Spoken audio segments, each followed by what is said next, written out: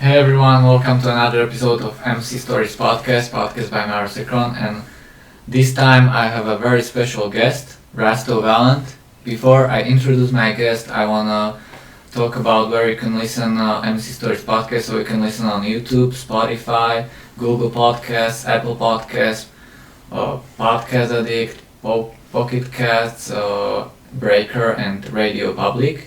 And you can also support the podcast on Patreon, so you can become my patron, so you support the podcast and I can buy new things, maybe new microphone, new camera, new lenses for the camera to help improve the quality of the podcast. And for this episode, as I said, I have Rasto Valent, aka RV Pro. He's the first Slovakian and British men's physique Elite Pro champion. So Rasto, how are you doing today? I'm good, thank you. Thanks for having me today. And yeah, So, looking forward. can you introduce yourself to some guests that never heard about you before?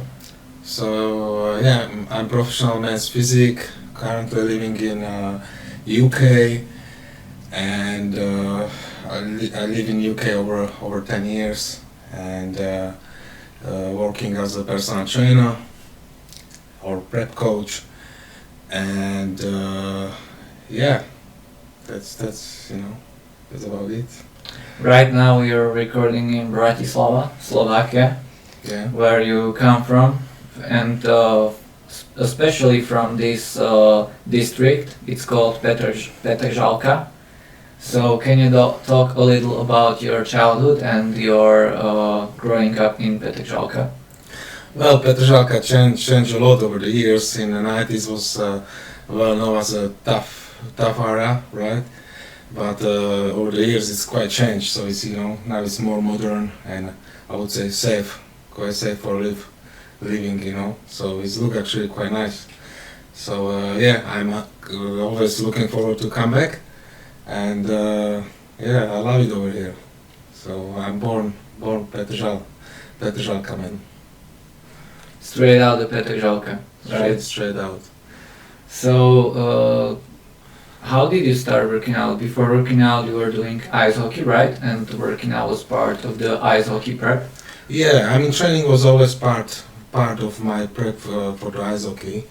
So, but over the years when I basically finished with ice hockey, and I moved to UK when I was 21 years old, I started training more, I would say more properly, and I started pay attention more to nutrition as well. So later on, I when I see like my physique was improving, people start asking me, you should compete, this and that. So over the years of training, I basically decided to do my first competition, which was natural bodybuilding. And then basically it was 2012, and a year later then open category men's physique 2013, and then I started compete in men's physique. Yeah. So, if we if you can describe the first two competitions, how was the prep? How was the prep for the first competition? I bit over diet, I would say. I was super strictly diet. I did pretty much pure keto diet, and I was scared. I was scared of taking any carbs. So I was in really good condition, but I was quite small. But build the size, I think it's take the years of training and experience and know your body. So yeah, first competition, I was quite happy with my condition and how my body changed. But I was quite small, so. But as I said, it takes time to build that physique. How was your mindset during the first prep? Did you have any problems dieting or with the work ethic, or was it natural for you? No, I enjoyed the process. I love it. I love to diet, and I love to have the discipline, and basically. It's nice to have some goal and go for it, So I really enjoy it, and I still do, So I still live the lifestyle. Obviously, diet quite changed over the years, I know my body better now, So I allow myself to have, to have more cheat meals, and I know where I can have more food, and I know when I have to take, be more careful. So it's just as I said, everything takes time. Like bodybuilding is kind of never-ending experiment. So everybody have different genetics predispositions. So it's learning, never-ending learning, I would say. Yeah, people nowadays see your Instagram stories and they think that you eat milka all the time. Team milka, yeah. But because of the time you train, it's so many years that your muscles have become so mature and they accept the nutrients much better. So after the years of hard work, you can enjoy yourself some treats post-workout. Yeah. But you had a long way to get there. So yeah, as I said, like when I start training, and for example, for prep for first competition, I would never ever have the milka, because it's just I didn't know my body. But right now, when I already have that physique and I'm quite low body fat, and let's say I have a milka after training, I can track it. I can see, how much. I have a look to the mirror and I can see like how much I can allow myself to have, So it's like I know also I'm in off season right now, so I don't really need to be super strict with the diet, But even I'm in prep, I allow myself to have some cheat meal, but I'm much more careful like I am now. So yeah. if we can go through all the competitions, there's so much competitions. You can remember and describe some of them. Well, the biggest one, and what I'm most proud of, it's always gonna be Arnold Classic and British finals. So there's two competitions what I always wanted to win. So and Arnold Classic is the one when I earned my pro card. So this was always my dream to win, the Arnold Classic and British finals. So these two definitely are one I remember the most. How is the prep different compared preparing to Arnold Classic or some national show? How do you compare the preps? Well, domestic or international shows, it's always the same. I always prep, like, I always go with mindset to do and to bring my best. So I don't think there is any different, So always, when I was prepping for the show, I always go, I would say, the balls to the balls. So I always go for win. So if I won or not, it doesn't matter. I always went there with knowing I did my best. So. How did your life change after winning the IFBB Elite Pro card at the Arnold Classic? Well, that was the year when it was split between federation. IFBB Pro League and IFBB Elite Pro. So it was a tough decision to choose the right federation. But I think I did the right decision. And how my life changed, it's when you become pro, it's different story. It's like the standards on the shows is much higher. So it's just to go for the show, you need to train even harder, diet even harder. You need to plan a little bit more. So because everybody there is gonna be 100%, it's not the same like domestic shows, or international amateur shows. So when you go for like a professional show, there is like everybody are, just the best physique of the world, So yeah, it's changed quite a lot. So first show I was quite disappointed I didn't place. Second show in Slovakia Pro I placed third, But yeah, there is more to come. So I didn't finish. So yeah, I'm looking forward to step on the stage again. This year actually supposed to be my comeback, but all that Corona things happen. So hopefully in December I'm gonna compete again on Arnold Classic in Seville in Spain. So yeah. Yeah, I should go film you on the Arnold Classic in December. I hope our Prime Minister doesn't close the borders again, like he wants to. So I hope that everything goes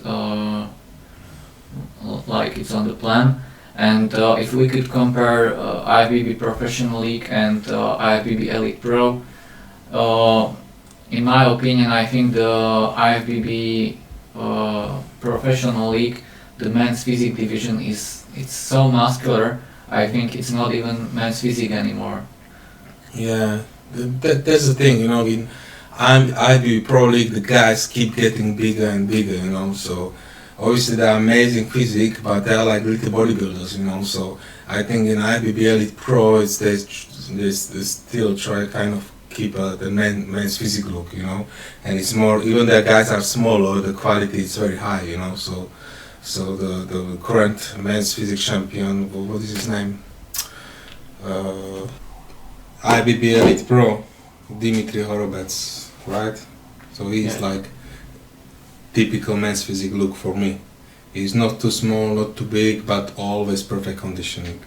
Literally, you can't even pinch his skin, you know. So his skin is like, you know, he's so shredded, and his conditioning, even pictures doesn't do actual judgment, you know. So if you see him in backstage, he's unreal, you know. So and he's still quite big guy, you know. So if you see him, you know, his the shoulders and waist ratio is it's just amazing. So yeah. And compared to IFBB Pro League, you know, guys, it's quite massive.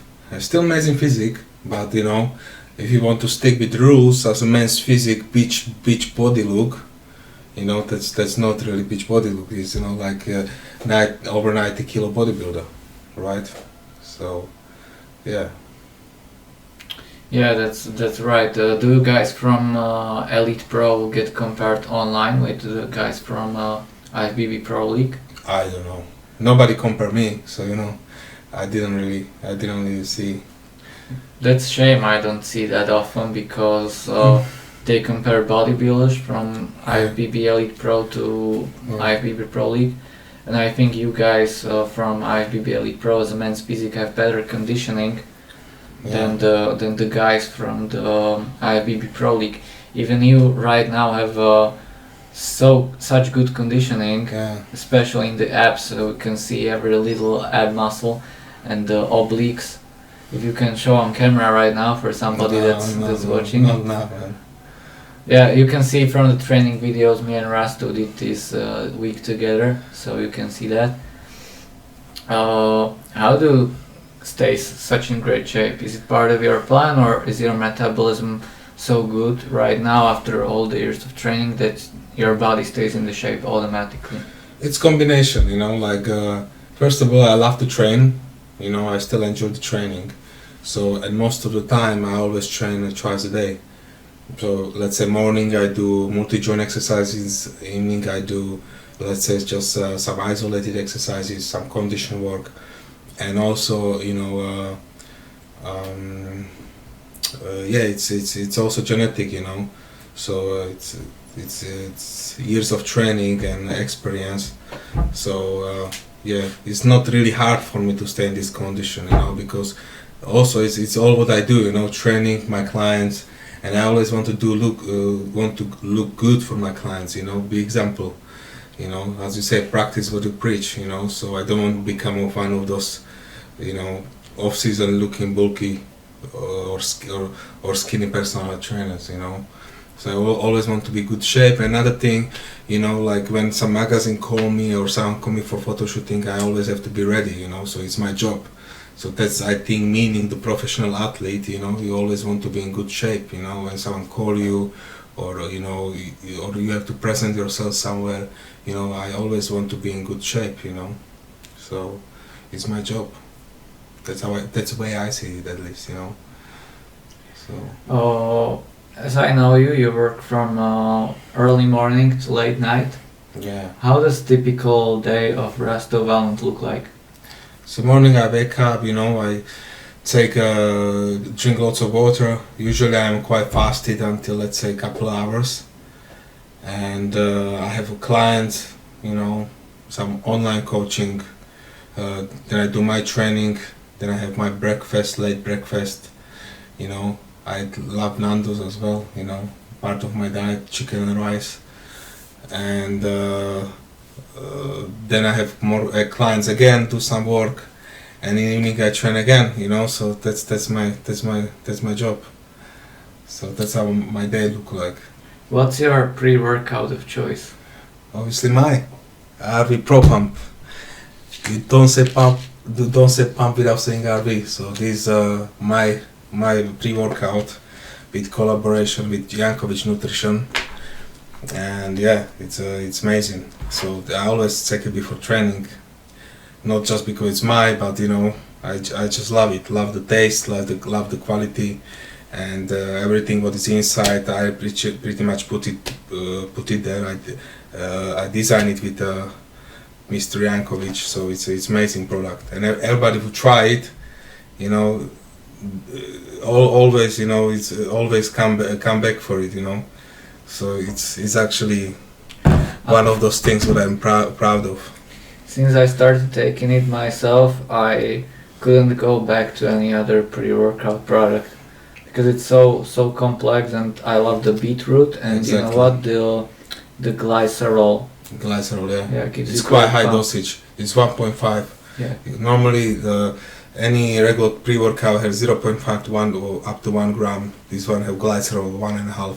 So you know, any ingredients there, it's actually proper dose. Yeah, and the citrulline as well, because on Slovakian market I think it's the only pre-workout that has over 6 grams of citrulline. That's right.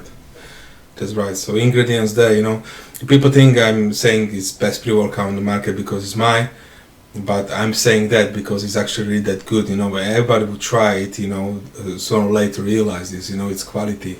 So the pre-workout, you know, it's just amazing. So, and you know, it's getting more and more popular. So everybody will try it, you know, like always come back to it. So I have like clients and customers what bought already 6 up, you know. So that's amazing, you know, and that's how you know it's good product when people actually come back for it and buy it again and again and again. So you know. So if you haven't tried it, then what are you waiting for? Try Rasto pump and get a good pump, because you don't say pump without saying RV Pro Pump. That's right. You don't say pump. You don't say pump without saying RE. And if you want to buy it, you can buy it on eShop and Jankovic Nutrition, or soon on my website, you know, rastopump.com.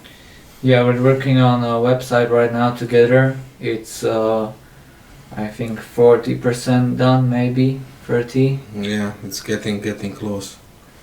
Yeah, you have to finally send me those missing things.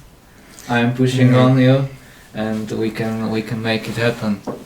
And recently you started your own clothing line, right?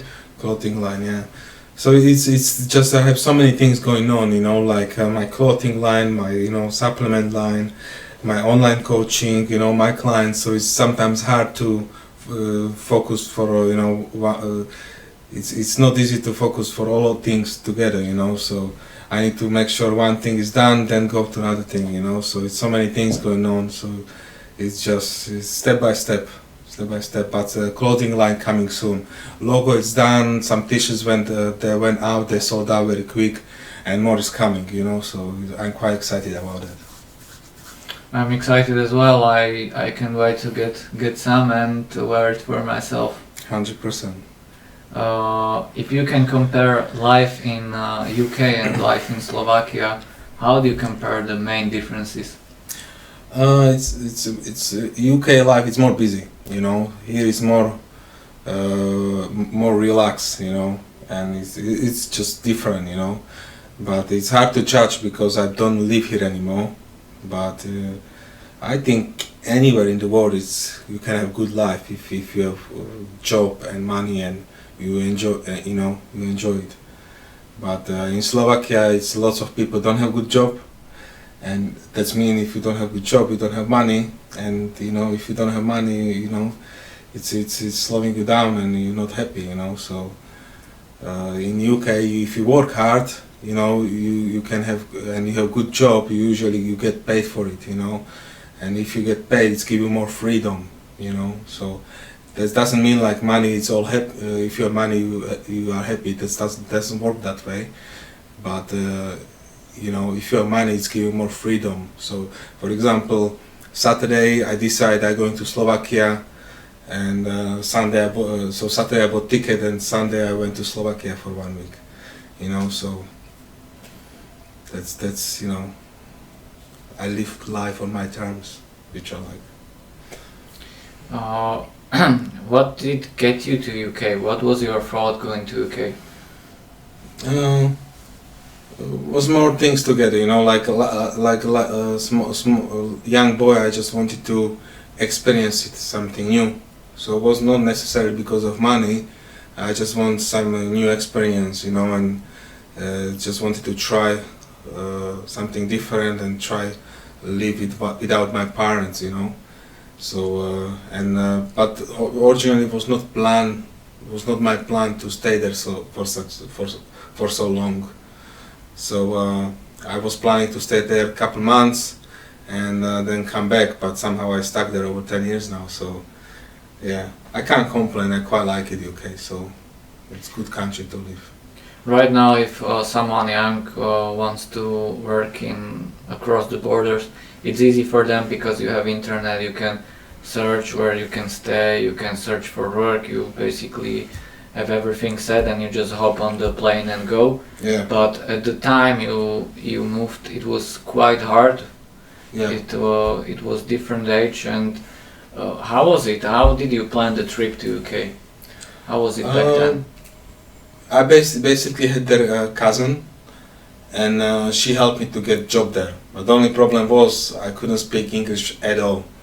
So I basically get very simple jobs on the beginning, and later on I learned to speak English, and I was getting better and better jobs, and then I did my qualification for personal trainer level 2, level 3. I did my nutrition course, massage therapist course, and all that, and then I slowly build up basically. Can you share the jobs you started first, because a lot of people are interested in this topic? I used to work in warehouse. Used to picking for McDonald's. There was like -30 in the freezer. Then I used to work for supermarkets in warehouse. I used to do cleaning jobs. I used to work in restaurants, so I used to have like plenty of jobs, but I always had kind of vision what I want to do. I always knew I want to be prep coach, and I want to do something with the fitness, and my ultimate dream was to be athlete, so I always wanted to be I always liked the sport. And yeah, the men's physique pro card was my dream. So that's kind of was always my vision. Started from the bottom, now we're here, right? Exactly. What was the worst job you ever had? Worst one? Probably the warehouse job, picking for McDonald's in freezer -30, night shift. That was the worst job. -30 all night, basically everything, you couldn't even move your hands or anything. It was so cold, like -30, come on. And -30 Celsius, right? Yeah. So that was the toughest job. Picking all fries, and frozen burgers and all that, that was probably the toughest job. And the best job, was probably working for the Nando's. It was quite a fun job, but it was no money there, so it was quite fun, good experience, but it was no money. So what was the part of the work for Nando's? I used to work as a chef on the grill, so good thing about that, you had every day you could eat one chicken, so I used to train already there, so my diet was on point because of Nando's. The part I was surprised about the UK is that the courses for the trainer take so much longer than they take in Slovakia. Yeah. For example, in Slovakia you can make yourself a training course in 2 weekends, and in UK I heard it lasts months. Months, yeah. But in Slovakia the course for personal trainer is not real, it's just thing different is, in UK you do proper degree, it's on a university, level 2 and level 3. So you need to really study for it, you know, your body organs, you know, the hormones and all that. And you need to do exams, practical, and also, you know, on the how you call, on the paper, like pass the exams. Yeah. And I don't know how is it in Slovakia, but it's much more complicated and hard, I think, in UK. So. Because I have one friend, and when he lives in Slovakia right now, he lived in UK for like 13 or 15 years. Yeah. And he said that he was laughing at the courses we have right here, that it takes like 1 or 2 weekends, and that he has done it for like months.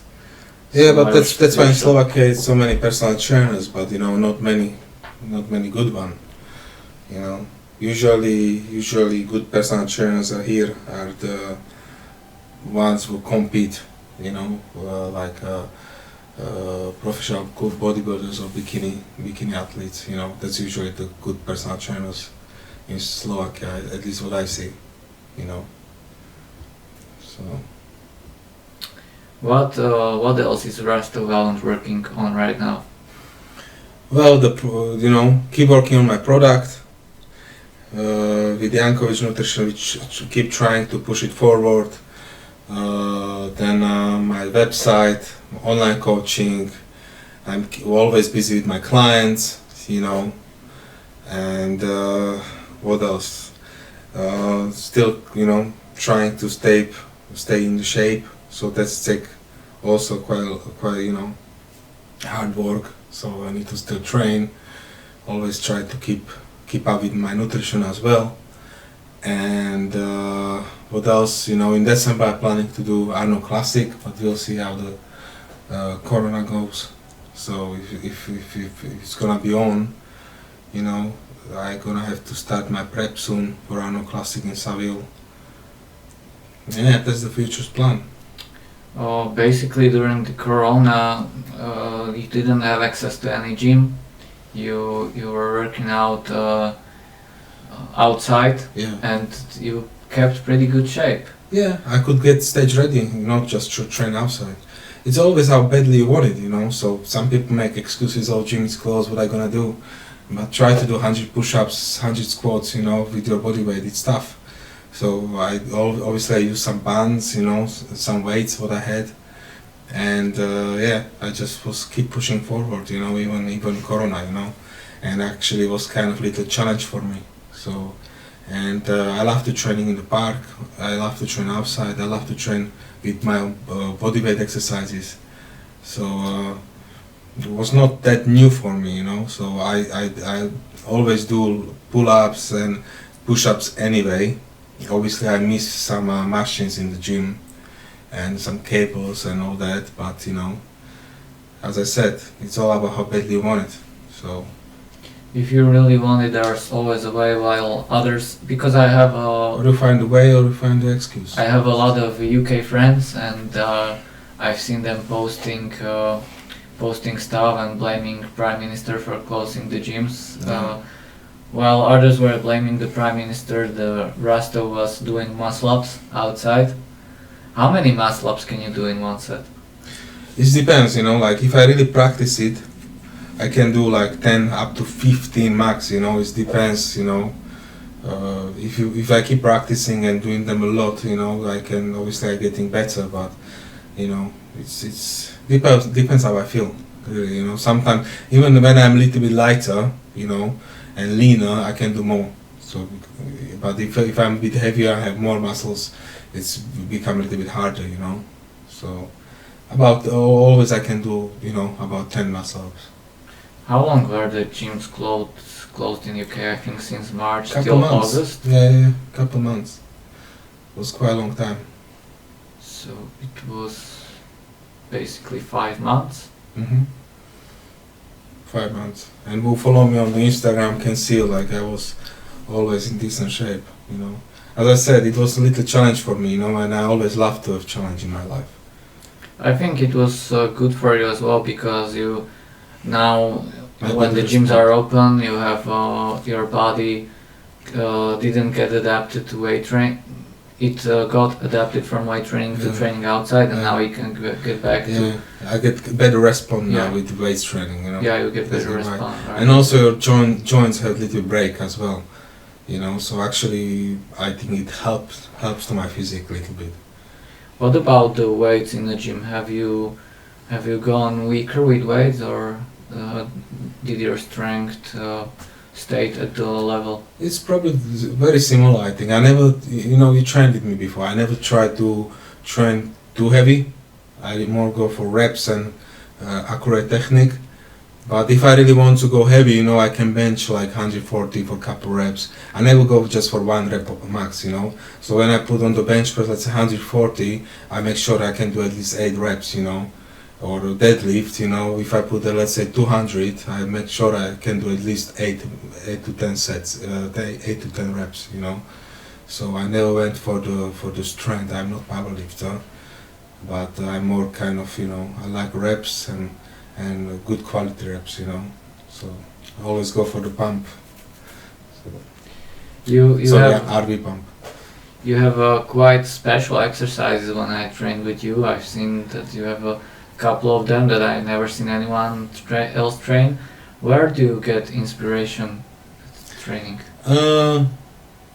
I think it's years of training, you know. I used to watch the videos with different kind of coaches like Milo Sarchev, Dave Palumbo, and from everyone I took one thing and put it together and make my own thing, if it makes sense. So yeah, I kind of developed my own training style after the years, you know. So, and it's worked for me. I love to train full body. I love to train different angles, you know. Even I go, let's say lighter, I make it hard, you know.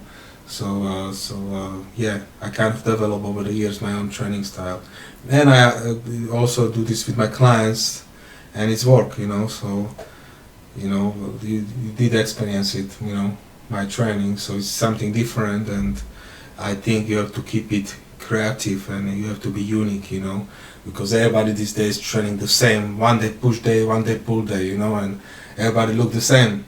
You know, nobody, like if you see the Physique back in 90s or 80s, you know, like Arnold days, you know, everybody looked different because there was not as much information, so people train how they feel. So that's why their physique looks so unique, you know. So that's what I try to do, you know. I try to keep it unique, and I don't want to blend in with others. I want to be myself. So. Right now we're working on a new YouTube channel.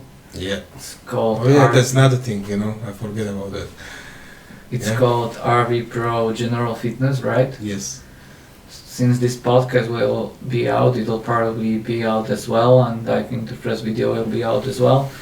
And you can see how Rasto trains, and you can perhaps take some information for it and see which exercises did you know, which you didn't know. And let's talk a little about RV Pro General Fitness. What type of videos do you want to provide for the people? So I want to like introduce to the public my training style, and also later on I want to do my nutrition, so people can see how I eat, how my day look like, you know. And later my real dream is to do like a documentary, you know, so all prep for the show. So from day one to you know, until the show.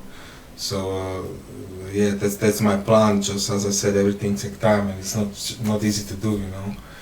Especially with me, I'm so busy, so it's hard sometimes to focus just for one thing. But yeah, I'm looking forward to that YouTube channel, and I have plenty of videos ready. They just need to be edited, and just need to put them on the YouTube, and you know, I can't wait when it's gonna be all done. So I hope it'll be done by the end of the week. hopefully. I think we can get it ready. And what about, do you want to provide people some even nutritional information, or is it part of your coaching? Yeah, I mean, what I want to do, like, if people can comment it, you know, under the video, and maybe what they want to see, you know. So yeah, I think it's gonna be work in progress. I'm gonna start with my training and later my nutrition, and always with inside of my life.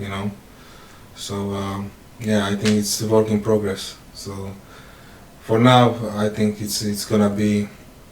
For now, I think it's gonna be just my training, and as I said later, what I take before training, what I take after training, what I eat, let's say 2 hours after training. So, and as it's gonna get closer to show, I'm gonna try to focus more for the nutrition, so people see like how strict it is, and all that. What does your off-season compared to pre-competition look like? Training is always the same, but diet. Definitely I cut off the milka and chocolate, that's my problem, because I love chocolate, So even now people see me to have chocolate, but if I have it, I usually have it straight after training, So even I have more chocolate, more milka a day, I can't do that, because I can see like I start losing my condition. So if I have really some treat, I try to have it after training straight away. So your body gonna take all those sugars, and take them for good use. How long does your prep for a competition takes? You know me, it doesn't take long. So 5 weeks? 5 weeks, and if I'm, let's say, in shape like this, it doesn't take too long. But this time it's not about to be in shape. I want to bring my weaknesses, I have to improve, because everybody on pro stage is in shape, but you want to really bring that, that men's physique look. So really tiny waist, big shoulders, V-tape. Also I need to start working my poses again. So it's lots of hard work, it's not just to be in shape, it's all overall presentation, and so I need to bring off my weaknesses like my triceps, my calves, there's always something that I have to work on. So as I said, it's never ending experience, experiment.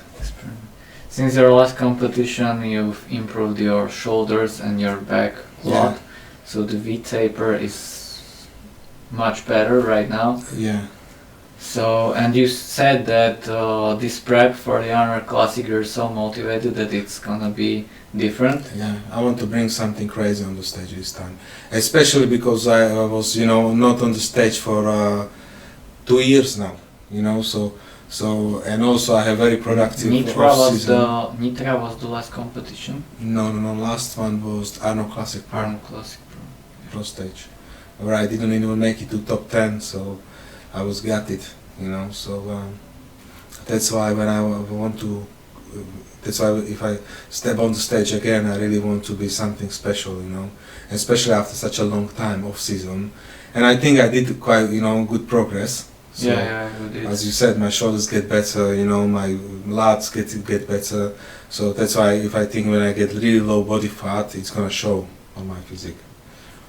So yeah. Yeah, it's showing right now, so I can't wait to see how it looks prep for the show. Yeah. And I hope that we don't get the borders closed, so we can document it all, and as you guys can see it, so... Povedz nám o svojich súťažiach, no. Rasto, and your Slovakian movie star, because you played in a series called, in Slovakian it's called Zasklom, in English, how would you translate it? Behind the glass? Behind the glass. It sounds different. I wouldn't go that far like Superstar, definitely not. It was very just side role. But it was amazing experience, and I hopefully I'm gonna get some role in the movie again soon, or some kind of part, because it's one of those things, what I would like to do in the future again, just try to get, some roles in the movies. So that's quite excited, and I get this, basically some of my clients are actors, so they help me a little bit, like Adam Jančina, for example. I don't know if you know him. Yeah. So he's the actor, and he helped me a lot.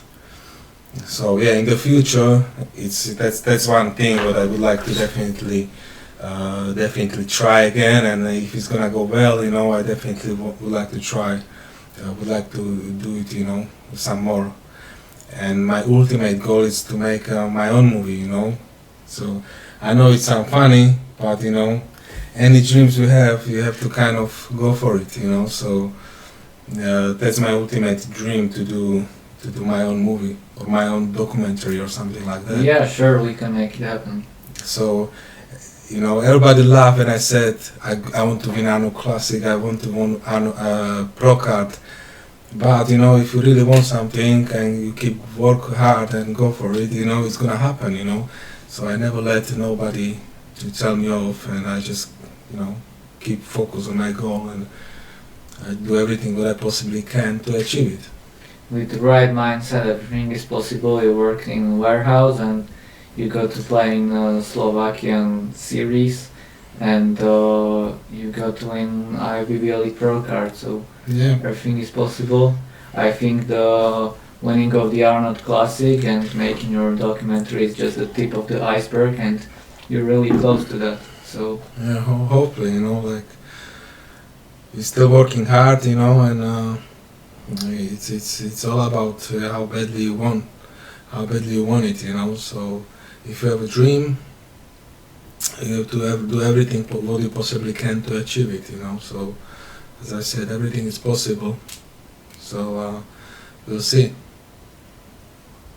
do you want to say something about your competitions? Something. My competitions, I did quite a lot, So I used to compete I did over 30 shows over the years.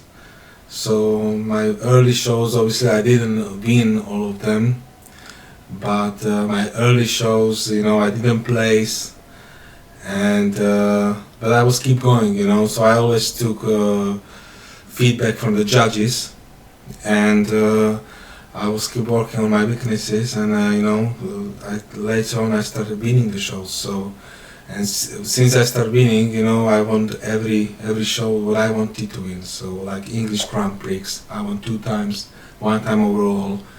I won South Coast, Arno Classic, British Finals,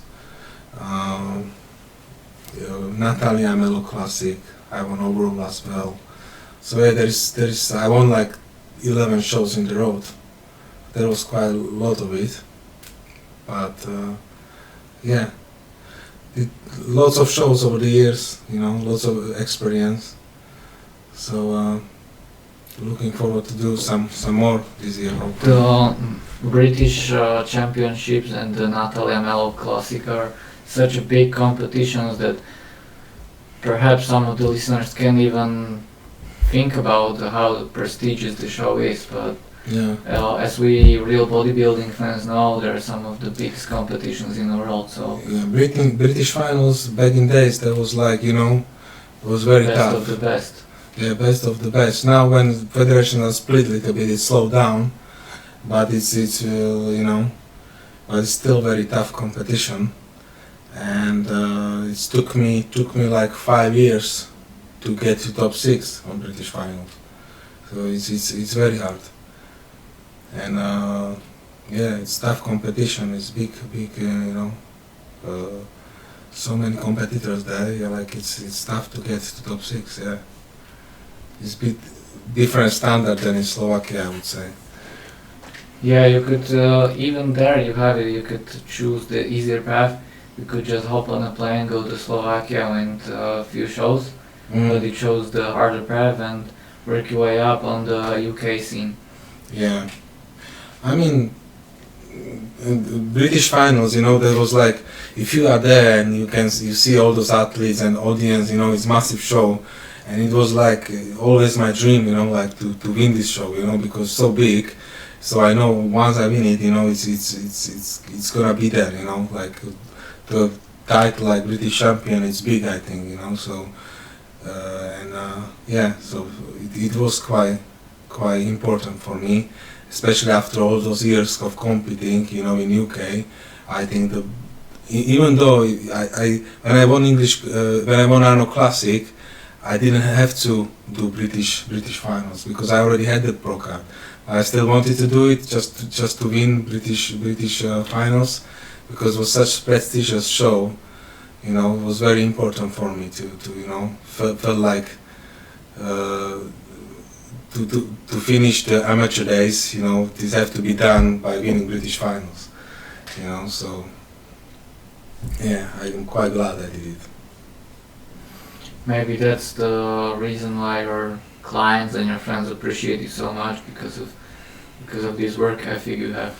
Yeah, I mean, I didn't give up, you know. So it's just because some guys are like, you know, let's say they didn't win, and they just can't take the lose, you know. But I always take the lose, took the feedback, and try to come back better, you know. So I think that's very important, especially in our very subjective sport, because you know you judge by someone else, you know. So it's not like it's better or worse, you know. You just try to fit criteria better, you know. And I always presented my kind of style, my kind of physique, and took the while to judges to recognize it, or you know. So. Cool. So yeah, and what's your future plan, or what's your long-term plan? What's your goal, life goal? Life goal, just want to be happy in life. So I like to helping people with their transformations, achieve their goals, and so that's why I love what I do, you know. So I love to be really successful coach, and just want to show people different way to training, different way to like fitness. Don't need to be boring, you know. It's you can't do or eat. I just want to show like right balance, you know, in the life. So that's my goal, you know, to become quite successful coach. And another goal is I want to do my product well, you know. So there is lots of things what I want to, you know, everything what I started I want to get better, you know. Which makes sense. Yeah. Okay, I think that covers it up. Is there something that you would want to say to all the listeners of the podcast? Just thanks for watching. Hope you enjoy this podcast with my boy Mario Crkon. Yeah. And more is coming. Stay tuned. Make sure you subscribe to his YouTube channel. And soon my YouTube channel come up. So you know, lots of exciting things coming. If you like the podcast, you can share it on Instagram stories. You can tag Rasto. Your Instagram is Rasto Valent. And mine is Mario _ I'll spell it because it sounds weird in English. It's CRKON. Yeah, so you can tag us, we'll repost it, we'll be happy that you guys are listening. Perhaps you can drop comment or share the podcast on Facebook and social media. And thanks if you listened all the way. And have a nice day and enjoy. Bye. Thanks for watching.